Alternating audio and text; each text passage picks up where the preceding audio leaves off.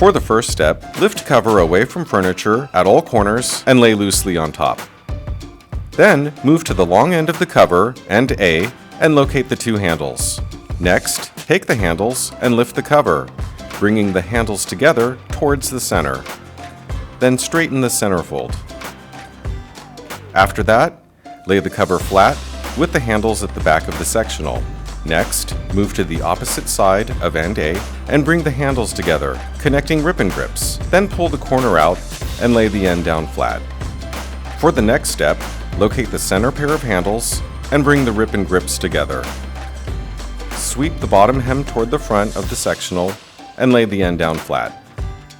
Move to the other end of the cover, end B, and repeat steps.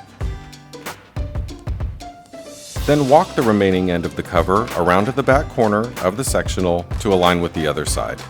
Straighten and smooth out all layers. Next, at the orange stitch line, fold end B over end A. For the last step, fold both ends in toward the center. Continue folding ends in until you reach the desired length.